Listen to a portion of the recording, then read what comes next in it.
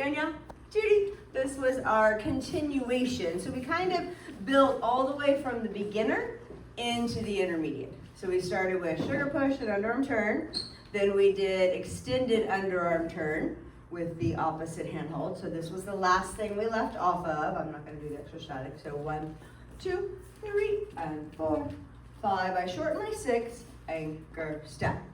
This time in this class, I stayed with her and I did what I call the rainbow lead, where we are slowing it down. And followers, for you, the biggest thing to learn is this and this is connected to this point of connection. So if this goes over to here and you do this, that was following, right? So my rotation in my shoulders matches the speed of my arm. And once it gets to there, we don't want this to happen, and this still should be standing there. So that should come around sooner, okay? So while you're in that position, grooving, doing your thing, shaking the booty or whatever it is that we want to do when we're in this nice rainbow position, she's paying attention to how fast that hand's going over. Notice her head turning, I step in, we anchor. And then we just let you play with it and see what came up. Followers, for you, you may have ended in the position Judy was in. Typically that takes a little bit more energy. This is where the move typically comes from, where her foot ends up behind her, but I've stopped her upper body from rotating. Then we can go over slow. Then if I wanted to, I could pick up the speed, slow it down, and pick it back up again, looking for that contrast, okay? So, but with this one, you may not get all the way around. So if you don't, you're allowed to go out the opposite way. Yeah, da, da. So let's say she only gets facing that way, and she doesn't understand maybe to put the kickstand back there. You don't have to. As this raises, she could decide to go through that way, right? And I'm just gonna follow her, right? So she took that initiative. If she wanted to, she could place the hand when she goes that way there, and I'll be like, oh, she wants my attention. What you got? Okay, I can go with her. And so she's got my attention.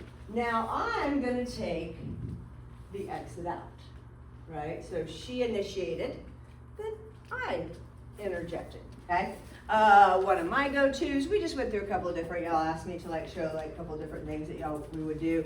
And so when I get to here, my go-to, because that shoulder's moving, I follow it, take this over, and when you duck, make sure we don't do this. Always send the leg first, then the head. Yeah, Norm's like, darn it, right? So no matter what duck I'm doing, I'm always gonna send a leg first. Same thing for the follower, okay? If you ever see these ducks, I'm gonna be real careful. I'm a big fan of this lead, right? She's gonna send the foot back there, then that duck happens, right? So it's a good concept to have. Somebody else did, go through, forward. She went forward, so I caught the shoulder that went through, led back, and then changed it into a circular, right? So if they go through, we're just looking to grab shoulder, hips. One of the ones I also did was, that was kind of cool, I'm standing here. What can I do? Well, I can go that way. So I could probably take that shoulder, or before her hand was right there. So I decided to pick that hand up. So I came up this way. And then I sent her into that hip to change. So that was kind of cool too. So again, we're just looking for places we can go. If we're here, I might decide I'm gonna go this way, right? And then bring her through and do whatever. So all sorts of fun things to play with. Cool? Oh, you want it all the way through without stopping. So I need a whole shebang. We did 1, 2, 3, and 4, 5, and 6. Girls, followers with the crossing anchor. 3 and 4. We swooped in. 5 and 6. 1, 2, 3, and 4, 5, 6.